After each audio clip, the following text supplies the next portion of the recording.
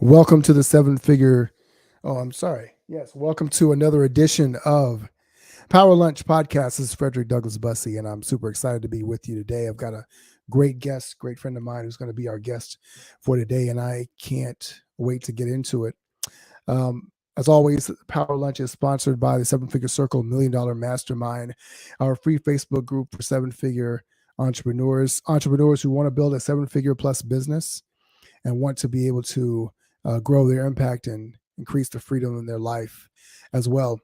For those of you who are joining us for the first time, also recognize that our Faber, what's going on? Faber, would you please book your appearance on the podcast? Please do that. Thank you. For those of you who are watching on Facebook or LinkedIn, we're excited to have you as well. Join the conversation. Make sure you can drop a comment below and let us know what you're discovering from the conversation we're having. If you're watching this on YouTube, we welcome your comments, subscribe to the channel, and as always, let us know what you think about what we're doing. As well, we are super excited to have our guest for today, and we're going to do that without further ado. I can't wait to have this conversation. How can you build $1 million brand with your business and take it to the next level? Let's get started.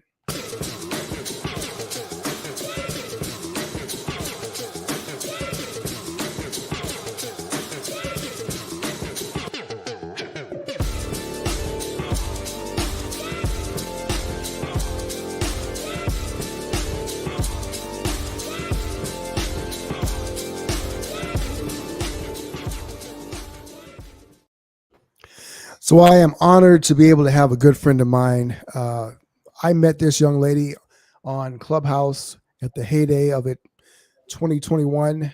We've been friends ever since. Been in so many rooms, had so many great conversations. She's an amazing individual. Got to meet her when she flew all the way from Australia just a few weeks ago, as a matter of fact. We got to sit down and have dinner with some other friends. Great conversation, great time. So excited to have her on the show. Please welcome Justine Pogroske. You said it very mafia. I like it. And I was just about to say, I just got back to Australia because the flight was so long. So even though I left 3 weeks ago, I just got in. Wow. 5:46. No, I'm kidding. It's such an honor and a privilege, Frederick, to be on your show. And wow, I feel like I need a few more changes of clothes in my office. That was a dope introduction. So I do suggest if you're looking to build yourself, your brand, you got to subscribe to Frederick's channel because he's just a boss. Like there's no other word. And I mean, look at his chair. That just says it all, right? Well, I know that if you approve, then I'm winning. So I'm going to take that as a compliment for sure. Yo, first of all, okay, yes. And you mentioned the fact that you're in Australia. So you're coming to us all the way from down under. Do you guys call America up top? I've never asked that question, but we call you down under. So it's weird. We're actually in the future. We're one day ahead of you guys, which I do not understand. It's so contradictory. I think I'm going to have a word with the guy upstairs because it just doesn't make sense to me. How are we down under, but we're in the future? But right. Yeah, to me, America has part of my soul. You know, I love it. So I'll call it uptown. There you go. We'll live with that. It's amazing because, like you said, so it's 5:45 in the morning where you are right now. We're taping this at 3:45 in the afternoon, but you have a very unique experience, a very unique personal story. I can't wait to dive into it. You're an entrepreneur. You're a badass in every sense of the word, and I love that about you. So tell the people a little bit about what you do now, and then we'll dive into how you got where you are. Sure. So what I do now is I wake up at 5 o'clock in the morning and be on awesome podcasts like yours. No, but on another note, I run a company called $1 Million Branders. Our headquarters are in Sydney, Australia, but we're based in the States too. So I do a bit of work over there. Obviously based here, but we build $1 million brands for the experience age. So I mean, we're living in an age where brands have totally changed. They're not what they were 10 years ago. Now it's all about community, it's about content, and it's not just about having a pretty logo or a website. It's about like What are you offering people that are going, it's going to be a different experience. It's going to make you stand out on a global stage. And I mean, we have so many touch points. Look, I'm all the way in Australia and I'm speaking to you in America, you know, in Atlanta, right? So you've got this touch point to the world, but that's what we do. We put you on a global stage. We make you stand out, not just in terms of your logo or your website, which is very important because that is your visual shopfront, but it's about how to make your brand stand out. What is the tone you're speaking to the world in? And that's what we do at $1 Million Branders. We build brand empires for the experience age and legacy brands. I love it. And we're going to dive into how you do what you do as well and your whole thought process around that, because that's so important. But let's talk about a little bit about you, Justine. Tell everybody who you are, where were you born, and give us a little bit of sense of what it was like growing up as young Justine. Wow. Well, young Justine has always been a rebel. I actually got kicked out of my ballet class when I was 6 years old. I've always been a bit of a tomboy, but I was born in Johannesburg, South Africa. And, you know, I lived a great life there. That country just has so much soul. The people are amazing. And I think growing up in a country, you know, with, you know, things like apartheid and not being cut off from the world. I mean, it was different times back then. You know, I actually saw Nelson Mandela speak at my school. I'll never forget. I was about 7 years old, and he said, "There's no passion to be found in playing small." And those words, as a 7-year-old, when I heard him speak, just defined the whole blueprint for my life. You know, when I was about, I think I was about 10 and a half, I went to go and get a video with my brother and my dad. My sister was out for the night and my mom was alone in the house. And basically what happened was there were 9 men with machine guns who came, shot the power lines, and we actually drove into the middle of a shootout. So we had to duck for cover, my brother, my dad, and I. We didn't know if my mother was alive or dead.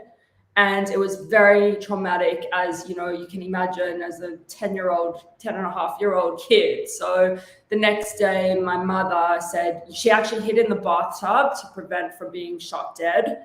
And what happened was the next day, she just said, you know, we're out of here.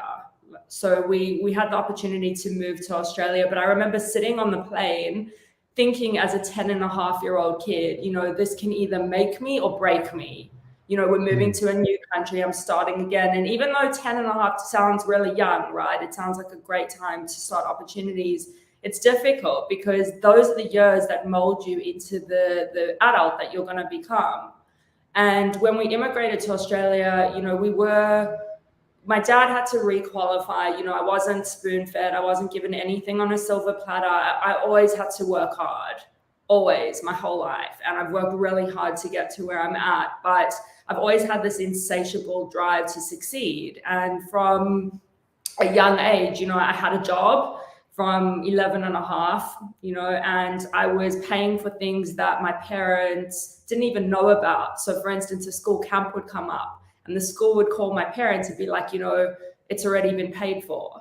You know, because they would want to pay for it and they'd be like, it's paid for. And my mom would be like, you know, what do you mean it's paid for? So I was always an entrepreneur from a young age. And I actually had my first business from the age of 6. And I was selling old toys at the back of my yard in Johannesburg, South Africa. And we sold out. And I remember I had so much cash from the sales that I was making with my little brother, who was about 3 and a half at the time. I think he was just my prop. And I remember my mom calling me into the dining room, and I swear I had like for sale sign on the actual chairs, you know, because we needed more stock. So I was just putting for sale signs on everything in the house. But I remember she said to me, you know, Justine, what are you doing? Where are you getting this money from? Like, are you selling drugs? And I was like, no, you know, I'm just hustling. And I've always loved entrepreneurship, but it's been a journey. It's been a story, you know, a long, I would say, not always hard, but you know, Frederick, being an entrepreneur, you do have the ups and downs, but I swear I wouldn't change anything I've been through. I got a job in a publishing company when I was I finished school, got a job at a publishing company, designed about 16 magazines with my creative director, who was from the UK. worked there for a couple of years, and then decided, do I really want to spend my time laying out other people's copy in a magazine? And Well, hold on before you get to all that, because I definitely want to hear all of that. But I want to dive into the fact that, okay, there's a couple of things. One, you were an entrepreneur from the age of 6. So you have that idea is in and of itself remarkable, because what 6-year-old gets the idea that I'm going to sell my old toys? Oh, I'm tired of these. Let me sell the old ones and maybe buy some new ones or whatever it was. What was the? Do you remember what the thought process was that made you say, "Let me turn this into a business"? well, firstly, I was watching TV with my younger brother, and there was an ad for Disney World. And I said to him, don't you want to go to Disney World? Like, let's make this happen. You know, my parents were at work for the day. We were little kids in Johannesburg, South Africa. And that was definitely the catalyst. And I think behind every business or idea, you've always got to define your why, right? You always have to have a why you're doing something. So I know it sounds fun and a little bit superficial, but that was my why. So I think getting the idea, I just thought, you know, there's so many toys we don't play with. Firstly, there are other needy people out there. Why can't we sell these for a discount? So I think, you know, in the 80s too, you know, having a garage sale, that was the thing back then, you know, and we were the business. We were like the best store in Johannesburg, South Africa. Started by, you know, 6, 7-year-old kids. It's awesome. That's incredible. That's incredible. And so you made the transition from South Africa to Australia. What was that process like? Was it a culture shock that you remember? How did you get acclimated? And the thing that I'm really curious about, because now you run an international company, right? You work with people all over the world. And so did that process in any way create a formative impression on you in terms of things that you still even carry on today? Absolutely. And it definitely shaped me in so many ways. You know, I would say I'm very lucky compared to most people in the world, the way, you know, my journey from South Africa to Australia happened, because even though it was a life-death circumstance, we weren't in a war. We were very privileged that we could even get out, right? Like get on a plane and get out. So I've always had, part of my personality is to be grateful for everything. It doesn't matter little, big or small. And I don't care if it sounds cliche, but it is what it is. If you don't have gratefulness in your life, that's it.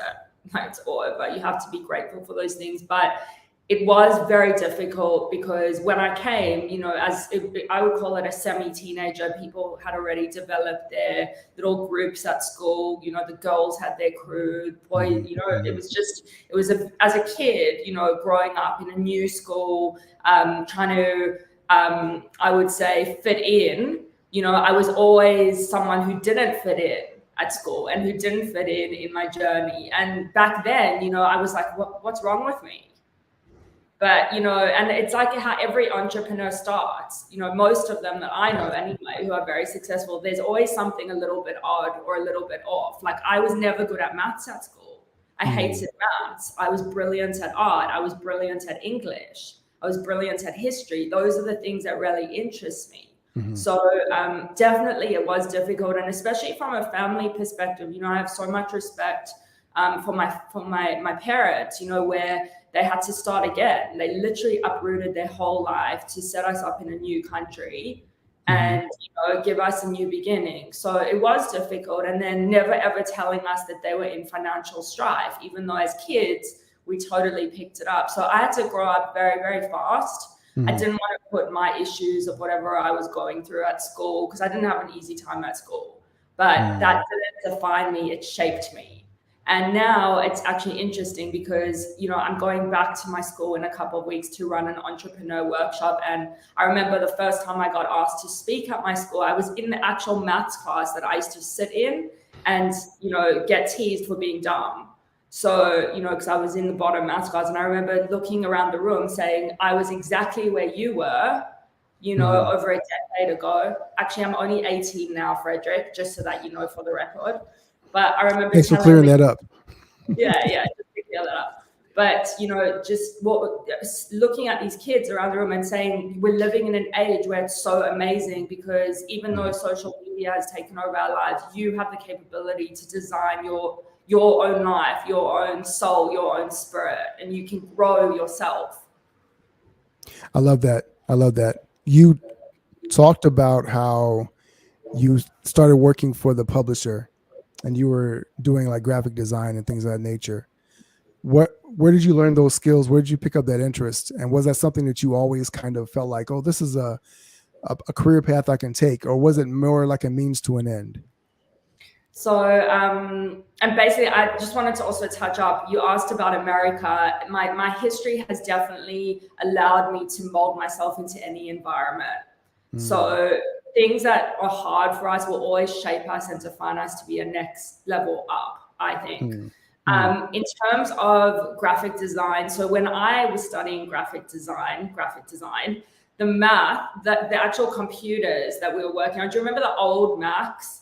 mm-hmm. Where there were colored screens and like the back of them were all different colors. You could get blue, purple, pink, the old Right, Macs. right, right. And I remember going to my class, my very first class, it was actually design and illustration because graphic design was just coming out as a career. So I Mm, was really interested in it, but I was not a computer person. And I got so frustrated in my first class of trying to jump on the computer. And I remember looking through all these design annuals, going, that's what I want to do. I want to design ads. I want to create beautiful things for, big companies like Chanel and Gucci and Lamborghini and Rolex. Because I used to look through these as a little kid going, I want that to be me. But my first class, I actually fully walked out of. I got so frustrated on the computer trying to work out because Mac is very different to PC, even the buttons when you're mm-hmm. designing, and designers listening to this will know what I'm talking about. So you've got to train yourself, you've got to teach yourself the shortcuts. A lot of the time when you're working in design, you've got to remember certain shortcuts, Mm-hmm. that will make your work faster because it's all about when you're working for those agencies, it's very, very fast paced. So you Mm-hmm. got to be on your game. And if you want to be the best of the best, it's about working hard at your craft. So that was an interesting journey, but I got through, and it's about putting in the hours to make you excel in whatever you do. A lot of people these days are looking for shortcuts, and I will sit here and tell you there is no shortcut.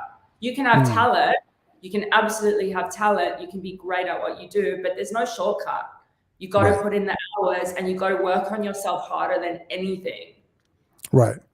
No, it's definitely. Where did you develop that sort of work ethic? Did it come from your parents? Did it come from the fact that you saw them struggling even though they didn't talk about it? Where do you feel like that impression was made on you to apply this once you got to your first job?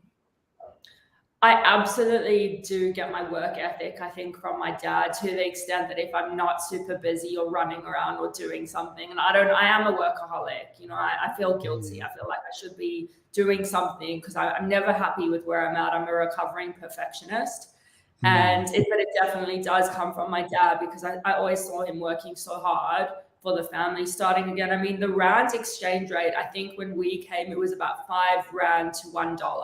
So you'd go buy a mm, coffee and it would cost $1, but it was actually 5 Rand.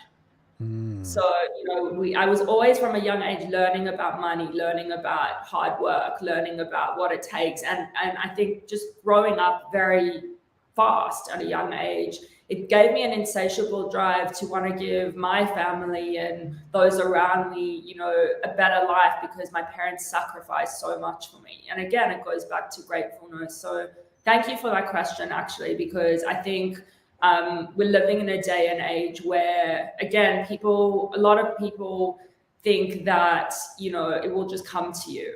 So, mm. you can go and meditate with The Secret and you'll sit there in a room like this and you'll go, I am wealthy, I am wealthy, I am rich. You can do that. And I'm a huge believer in spirituality and manifestation, and it works. And Mm. there is a universe and God and whatever else you believe in, but you got to put in the work that goes with it. Were there things about money and wealth, for instance, that you had to unlearn as you progressed through your entrepreneurial journey? And maybe can you talk about some of those things if you can? Absolutely. And you know what? I will say this. I believe money is energy. Mm-hmm. So your energy, you've got to put to work. And Mm, the thoughts that you think about in your head are going to manifest through every single part in your life. It doesn't matter mm, whether it's money, it doesn't matter whether it's relationship, doesn't matter if it's just life in general. But definitely, I mean, coming from a family, we weren't wealthy, and hearing the words, I won't even say them out loud, but I can't something, it like AFFORD. I won't even, that's not even in my vocabulary. So when I speak about money, I will always speak about it in a positive way and a positive light. I mean, the reason why I called my company, in fact, $1 Million Branders, is because I was working with people who, funnily enough, came from backgrounds where they were starting from scratch or they were starting a new business. And my whole thing was, you can build $1 million brand from scratch, from nothing. But being an entrepreneur, again, it's more than just having a pretty brand. It's about the business, the work ethic, and it's about how you think about business in a day-to-day life. But your character is going to shape your business and it's going to shape your brand. I mean, a lot of people, and Frederick, you would know this too, branding is about a character. Like, you're essentially telling a story. You're selling an experience. So imagine, like, you're not going to buy a brand where the tagline is, this brand is crap. You know, like, you're going to buy a tagline that sounds sleek and sexy. You want to buy into the experience, the lifestyle. Yeah. No, I think that's very true. And a lot of people don't think about it in terms of character. I like how you put that, but character is a lot of what we are trying to borrow or buy through a brand, right? Because I've heard it said that a brand is a promise. I know that's so much more, but it does start with a promise, right? And there is an implied promise. And we're going to talk a little bit more about that as well. But you have a fascinating journey through your work history, even before you started your own company. And I'm curious about that because I know that you started to display some of that character, even in the way that you pursued your every, transition in your career. And when you decided you wanted to take a next step. So when you decided that you had gotten the experience from the publisher and things of that nature, talk about a little bit about how you enjoyed that, didn't enjoy it, whatever the case may be, but what the catalyst was for you to make the next leap into your next opportunity. I love this question because I, from a young age, always, and I think I fell into it, right? But I always knew that being comfortable never gets you anywhere. It just doesn't. Good things never come from a comfort zone in any area, in health, in fitness. But my journey from going from that publishing realm, I just knew that was the time to move and shake. I know, everyone who's listening to this who's from an advertising background, I mean, you just have to watch Mad Men to see how cool the advertising days were. You saw Don Draper come in with his beautiful suits, and there was always a board and a beautiful advert on there that he was presenting. And that industry to me was very sexy. I wanted to get into that, not just for, the look of it, but it was basically the thought process behind what goes into a really clever ad. You've got to create an emotional connection. You have to pull on heartstrings. You've got to evoke something out of the viewer in order them to create an action. And marketing has really changed now because I look at it like I'm very old school in my advertising background. I used to write taglines, and I had a creative director who would crumple them in the bin and throw it literally at the bin and go, "This is crap. Like, go think of something else," and it makes you so resilient. And I'm so grateful, that like those companies shaped me to be the character that I am now, because it's really helped me apply it on an international stage. It doesn't matter what country you're dealing with. People have the same fundamental principles, different tones of voice, but we all have the same kind of needs in life. So it teaches you, and especially those humble beginnings, that I started with, even though I was working till 4 o'clock in the morning, as a junior digital designer, I wouldn't change anything for the world, because all those moments led up to where I am now. I couldn't jump from the beginning to where I am now. They say you don't know what entrepreneurs do when the lights turn off. How much work goes into it, but definitely. No, that's very true. Very, very true. But you got comfortable. Well, you decided you didn't want to stay comfortable. You didn't want to stay where you were. You were being pushed. But what was the next leap for you?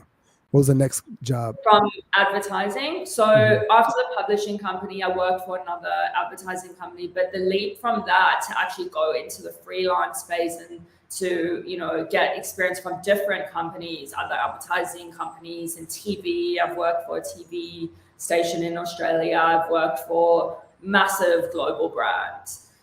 The move for me was I was working on a very big campaign, Coke campaign, and basically the whole office was under stress. But I was called into my creative director's office one morning after the Christmas party was the night before, and I think he was just frustrated with everything because the GFC had hit.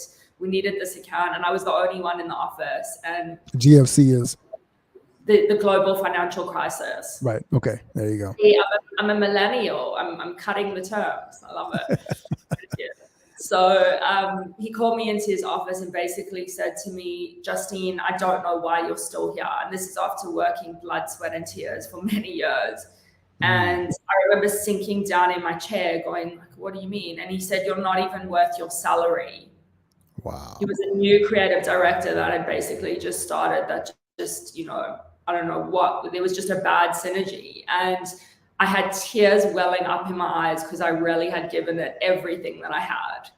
And I remember just sitting there like this, and I just started welling up with tears. I walked outside, actually walked downstairs to the coffee shop, and I remember calling my mom, and I said to her, this is what happened, and I don't even want to work anymore. Like, I'm just done. I feel so sick. Like, I literally just... this has really got to me. And I remember she said to me, other people's worth will never define you. And from then I decided to freelance, start my own agency. And I'm so grateful to that guy every single day for telling me I wasn't worth my salary, because you know what? I was worth much more, but I needed that moment to define who, and where I was going. You told a story when we were sitting at dinner a few weeks ago about this job that you wanted and how you ended up getting it. You remember that story? Yes, how I campaigned for the job. Yes. So that was actually that was the same company when things were good. But I loved working for that company. I really did. It was so fun. But back in the day, advertising was a very sought after career. Graphic design had just come out. Digital design had actually just started coming out. So I don't know if you remember the days of flash banner ads. Do you remember that? I do. I'm not too young to remember that. Yeah. Well, you only look 18 too. But I remember I just wanted to get into that digital realm so badly. And I saw a job for a junior digital designer, and I knew I just had to have it. And then, my insatiable drive kicked in, and I remember campaigning for the job. So I would literally get courier to the creative director's office, little baby Nike shoes saying, I know I need to learn to walk before I run, but I just want to run. Give me a chance. I'll be the best decision you'll ever make. And I did everything from labeled water bottles to like chocolates with branding on to the most creative things. I was at the stage I was going to literally put myself in a suitcase and like sleep outside the office and go, surprise, look at me on the stage. I wouldn't have done that, but because you had to stand out, you had to be different. But I remember the creative director calling me on my phone going, Justine, you've got the job, just stop sending me shit. Like, it's enough, like, please stop, very creative. But it worked, and I think you've got to be relentless. If you really want something in life, you've really got to go for it. So, and it's funny because that's kind of the bookends of that job and launching into your freelancing career and starting your own business, right? Because you had this relentlessness to get this job because you knew it's what you wanted. And then all of a sudden it almost gets snatched away from you and you've got to start building something out of the ether, right? So what was it like when you took that leap into the deep end to begin working for yourself and pitching yourself as a business to these other entities? I think so. A major thing that I've always believed in, again, going back to actually I'm going to call it counseling yourself, speaking life into yourself. because I was really young at the time and I had no experience in anything but what I was doing, and I never came from an entrepreneurial family. So, basically, I always thought, the way to succeed is you get a job, you work your butt off, you work your way up, you become a big creative director, and then you go to work on brands for Chanel and Nike, and that's the way that you do it. You work your way up, the ground up, even if you have to make tea and coffee for, the whoever it is at the firm. But it actually doesn't work like that. You've got to, and especially now, I mean, how much has stuff changed? You can upskill. There are so many things online. When I was in that situation, there was no YouTube. There was no, let me just go into Instagram. Let me go into TikTok. Let me learn these free tutorials. There was no free tutorials. I remember when I started design, I had to pay for extra lessons to learn some of the programs because I was struggling so bad. And I look back, those are the moments, those are the catalysts that you really have to dig deep in order to go out on your own. But it was challenging.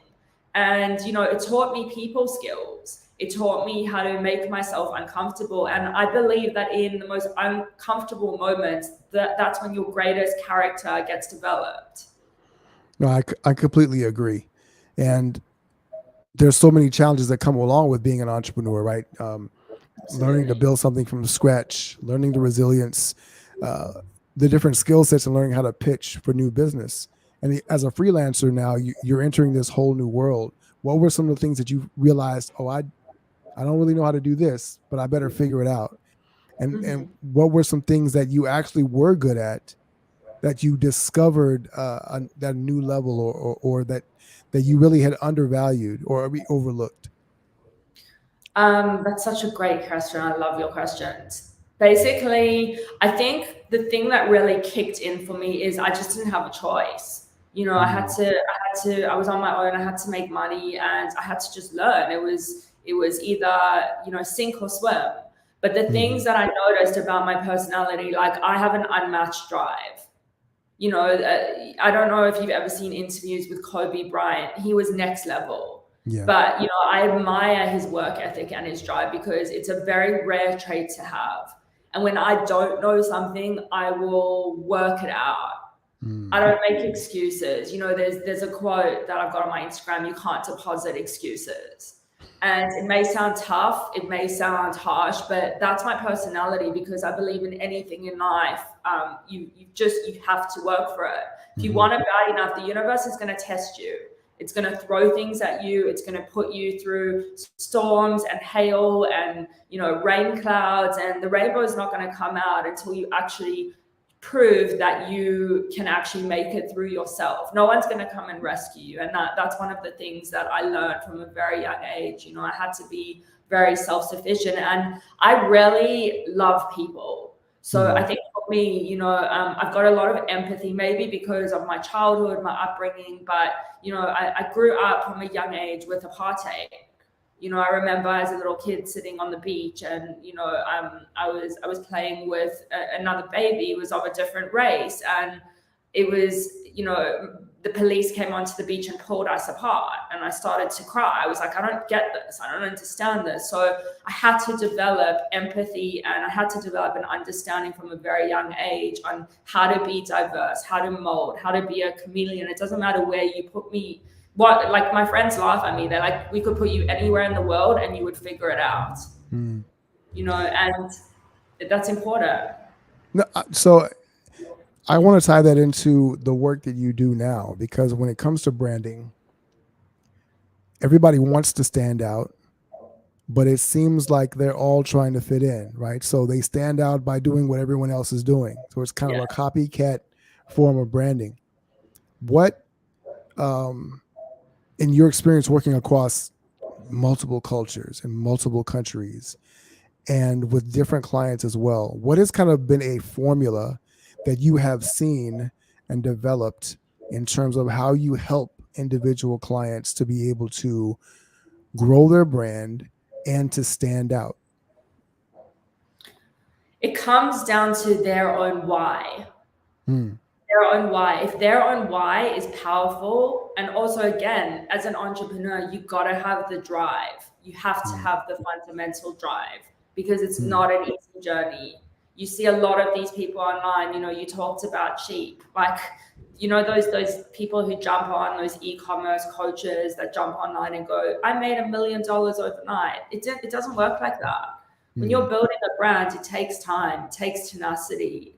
And I think in order to be different, it's simple. You just got to zig when other people zag. Like, Mm. stop being on that same train. You're not going to get a different result if you're copying other people.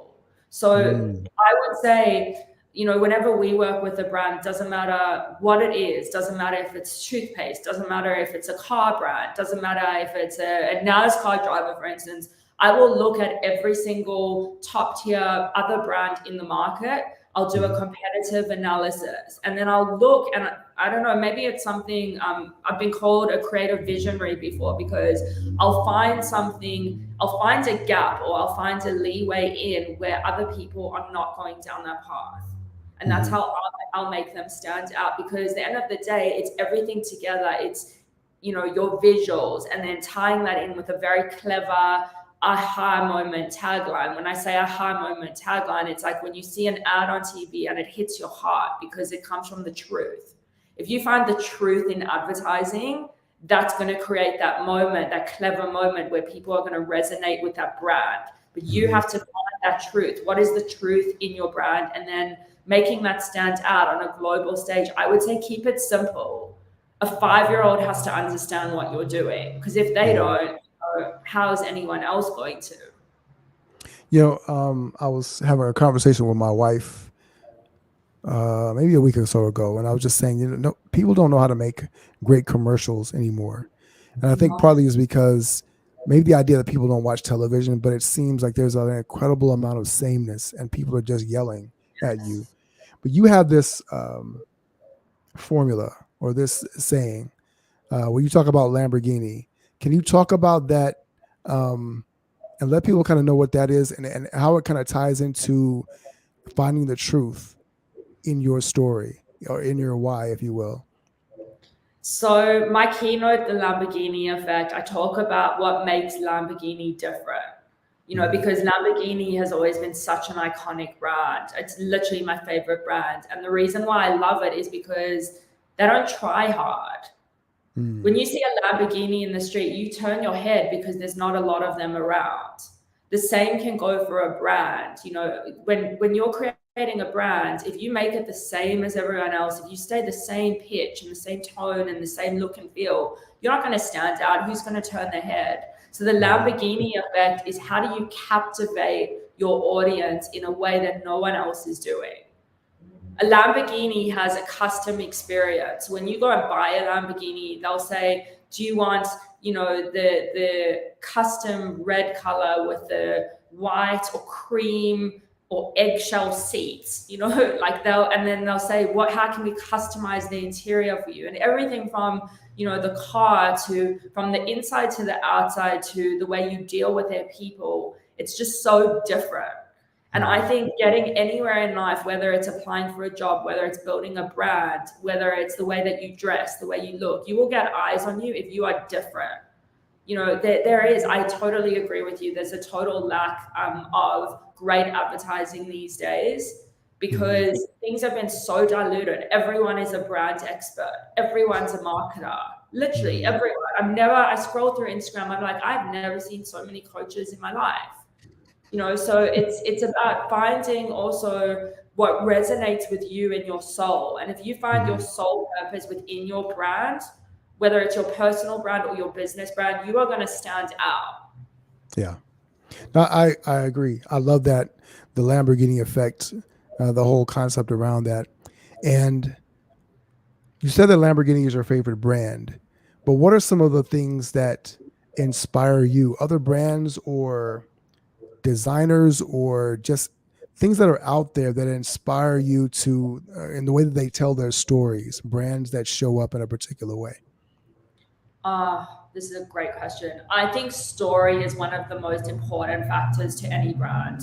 I Mm. think your story will define the brand. Words have the capability to mold the future of your brand and sell Mm. a vision.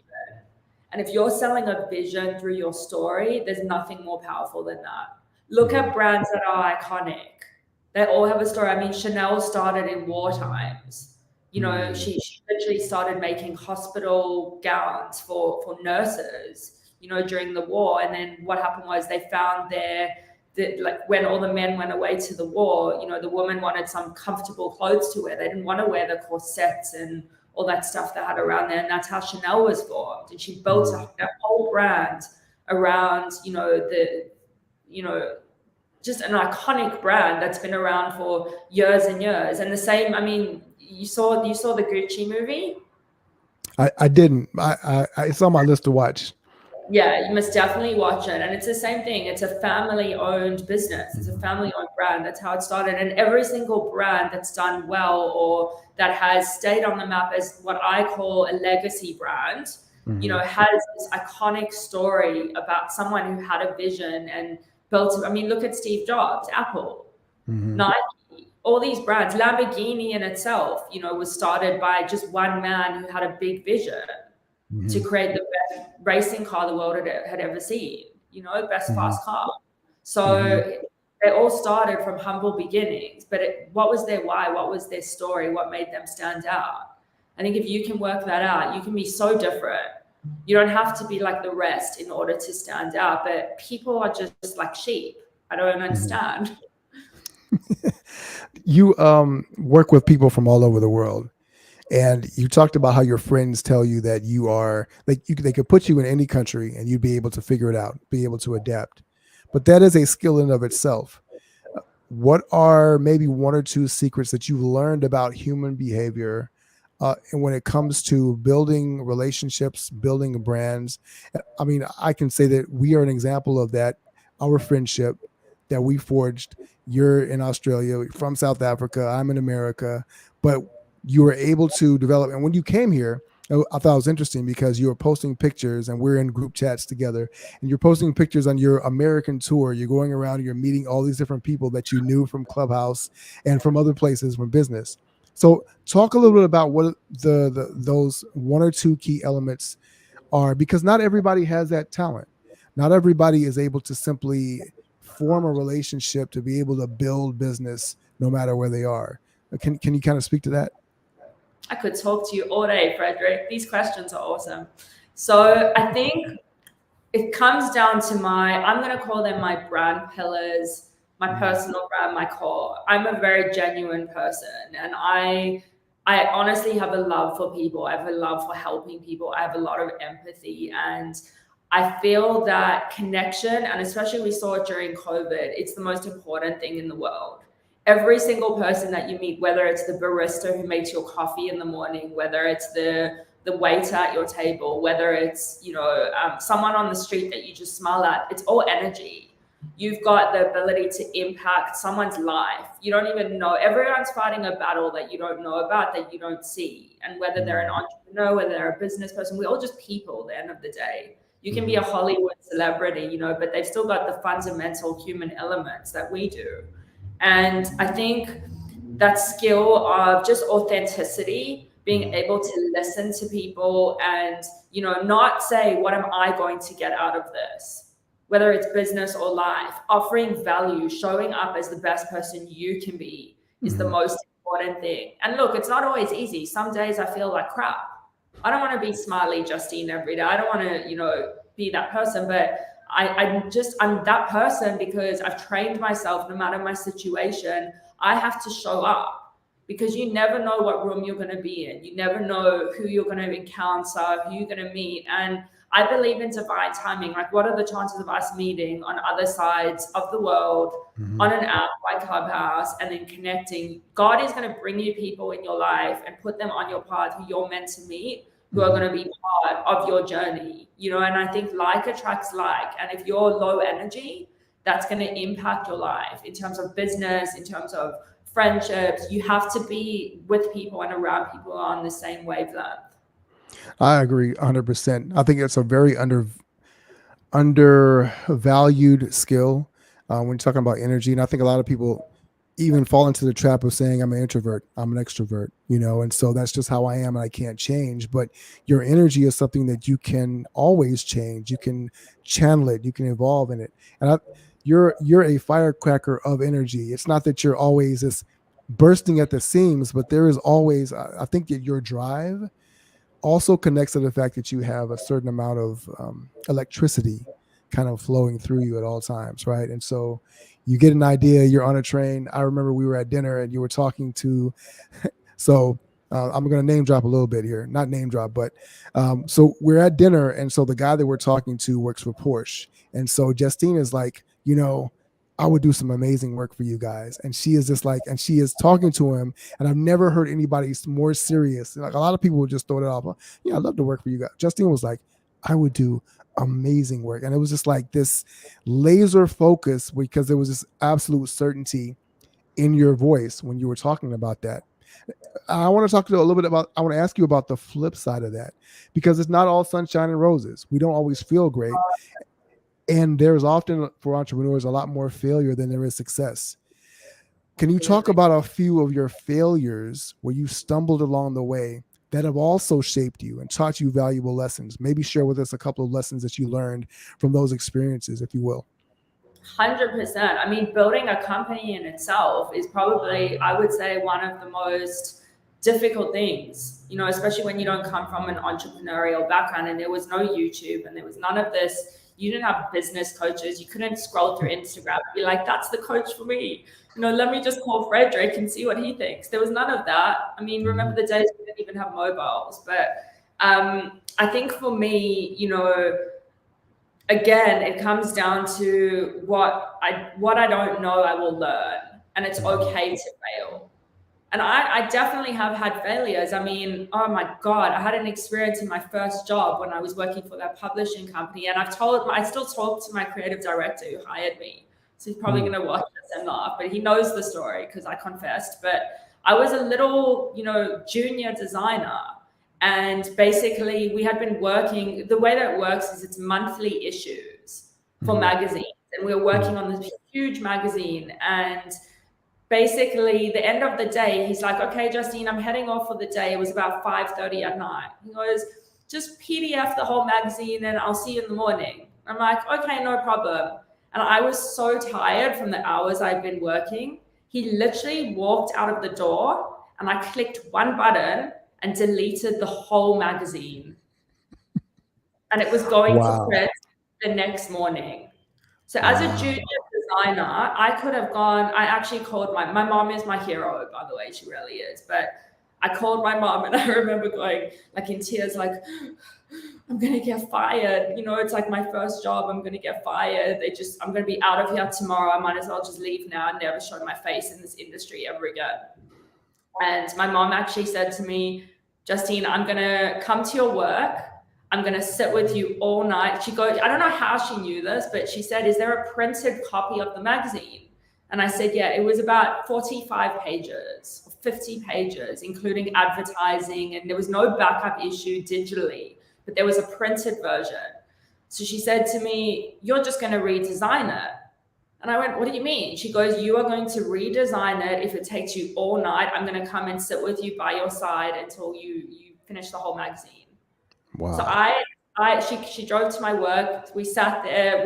I literally was just in the zone. Like, what an amazing mom. She sat with me all night, and literally I designed the whole magazine from start to finish. I left the office at 5:35 a.m., went home, showered, came back to work. The whole magazine was freaking beautiful. It was better than round one. And I remember my creative director walking in the door. It was probably like 8:30. He got in early, but he was always early, and he's got amazing work ethic. And he was looking at the files, going, Justine, what time did you leave the office? And I just went, just the usual. And he knew, because it saw the save time. I actually believe he knew something was up, but it was just hilarious. But that issue actually did really well. I think we won a few awards. So it goes to show you will have failures. It's your thought process. I was blessed to have a mom. My mom is just amazing. She's so strong. But, that thought process, you can either give up in those moments or keep going. It's how, are you going to do something about it, or are you going to let it slide, or you're going to keep going? I've had people in my life say to me, you will be nothing in your life. You will never be successful. You will never turn into anything. What I do with those, I'm going to call them compliments, because I take them and I'll turn them and I'll let them drive me. Because I think the thought of failure for me is just not an option. It's just not. I don't look at it like that. First of all, shout out to Mom for coming to sit with you all night and being the creative inspiration.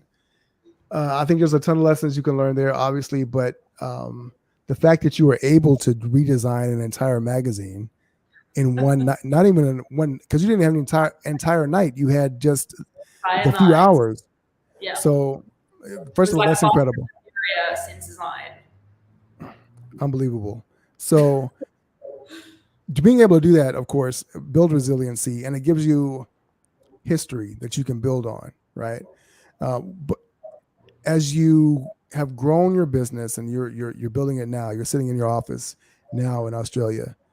What are some of the lessons that you learned from success that you weren't expecting to learn? Because I think and I talk about this more and more, because there is this idea when you're at the bottom of the mountain and you're looking up at the top, that when you get there, it's going to be so amazing. And then very often people get to the top and it doesn't have the same level of satisfaction.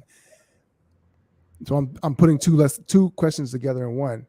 But the point is that also we feel like we have to fail oftentimes to learn a lesson, like a failure. Well, let me turn this into a lesson, as if you can't learn from success. So what are some lessons, maybe one or two, that you learned from succeeding, even as you're continuing to climb, even as you're continuing to build and grow from here? Wow, what a great question. Success is not guaranteed. So once you reach that level of success, and success can be different for anyone, right? We all have a different definition of success. You know, for me, it was, I want to make this much money in my company ongoing. And I think when it comes to success, reaching a specific figure, but monthly ongoing is hard. You can have a great month in your own business. You can make $100,000 in a month, but can you keep that going consistently? So you can think you're on top of the world when you have $100,000 month, or you've reached this high level client that you've always wanted. But guess what? If you don't keep producing, if you don't keep your energy high, if you don't keep at that level, you're not going to be able to maintain it. Right. So I think that's one of the things. But also, I think one of the really important lessons I've learned from success is you've got to enjoy it. A lot of people, and especially me, I'm so guilty of this. This is something new that I've had to learn. I'm really tough on myself.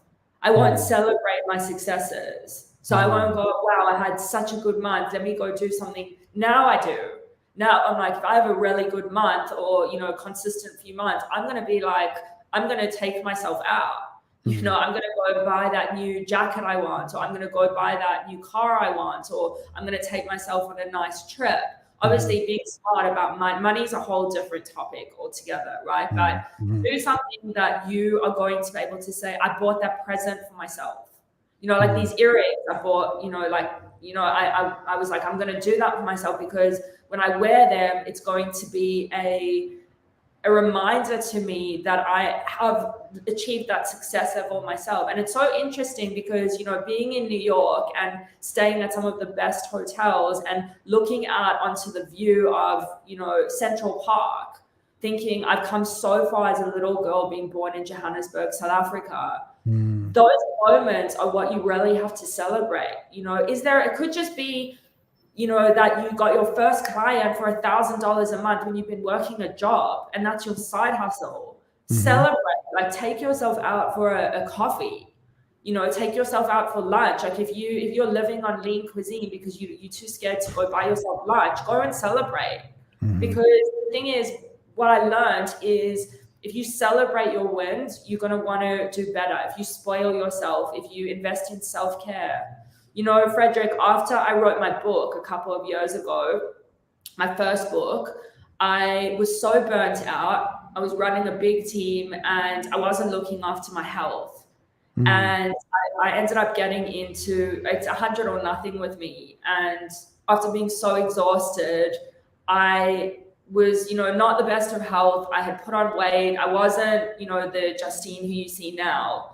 And that was a defining moment for me because I was like, my health is everything. If I'm not looking after my health, then how am I going to maintain this level of business? How am I going to Mm-hmm. maintain this level of success?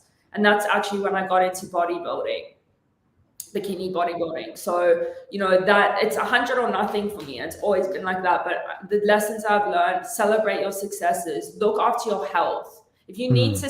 if you need a day off, take the day off, because your performance is going to be so much better. And drink water and sleep. Such simple things. Mm. No, that's really, really valuable. I think that it's something I'm talking about more and more. And I realize this: celebrating your wins is important because it teaches your mind that it's worth it, right? Because we focus Absolutely. so much on the grind and the process and the struggle, right?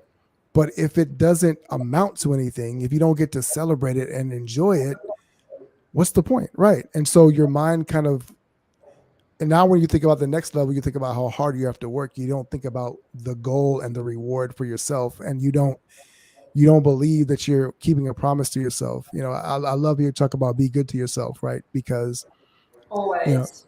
take care of yourself and be good to yourself, because if you're not good to you when you've done all the work, all you're doing is abuse. That's an abusive relation. Has abusive relationship, right? Exactly. And we can laugh about it. Like, it is actually the way you talk to us. I mean, affirmations. It Mm, sounds so ridiculous, but affirmations changed my life. mm, In terms of how I speak life into myself, because you mm, do speak things into existence. And it's in those absolutely. moments. It's like, last night, for instance, I worked till probably 3 o'clock in the morning the night before, and I really did not want to go to gym yesterday. I did Mm, not want to go. But if I was not saying my affirmations every single day, going, I'm in optimum condition, I'm healthy, I'm fit, I'm strong, I'm wealthy, I'm happy, that's my promise to myself. I'm going to break my promise to myself if I don't take care of my body and the one thing that's getting me through life. We only get one mm, body, mm, so mm. definitely, again, affirmations, it's so important. I was going to ask you to give us, as we're getting ready to wrap up, to give us a lesson, but I actually want this to be the lesson, because we hear people talk about affirmations and the things they want and their goals and vision boards, etc.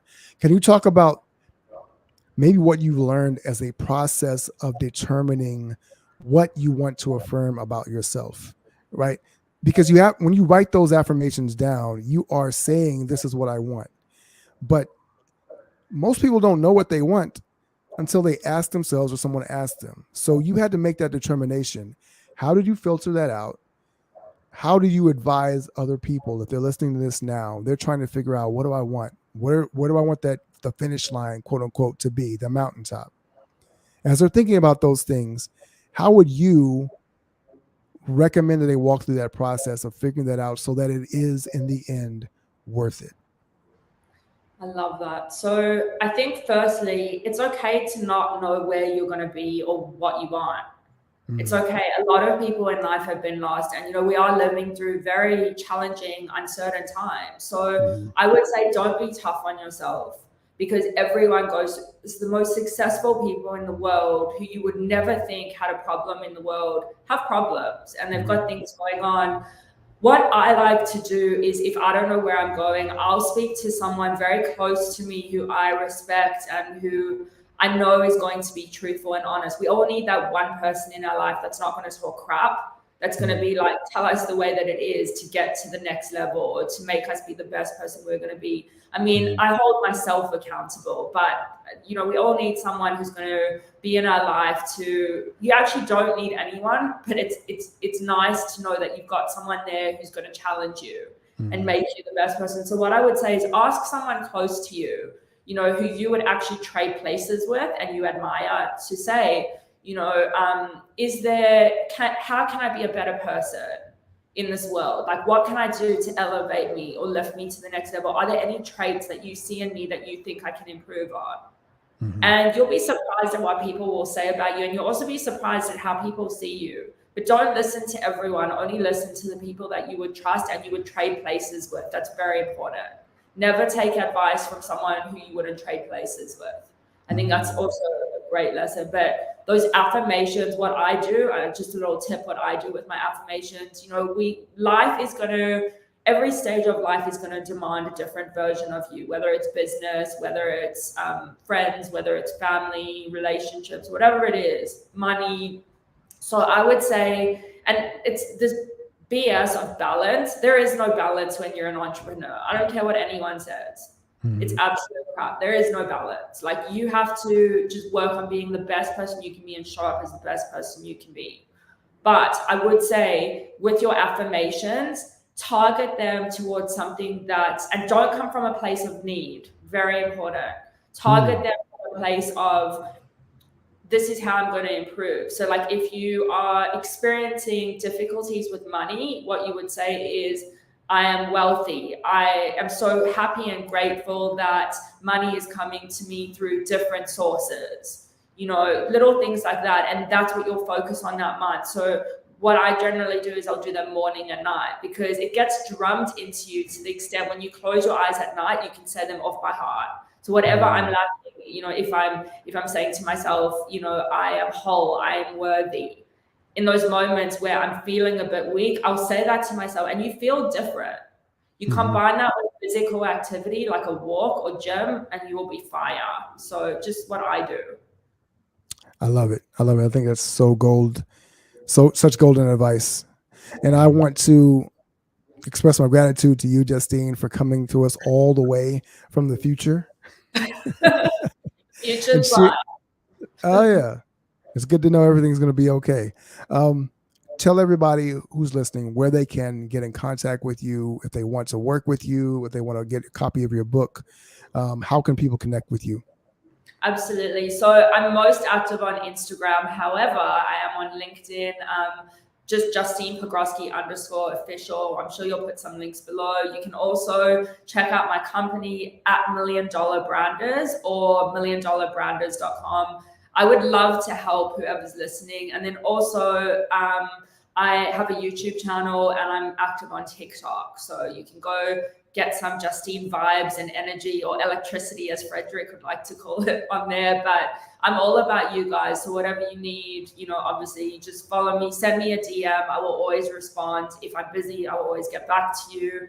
And also, Frederick, I want to honor you and just say thank you so much.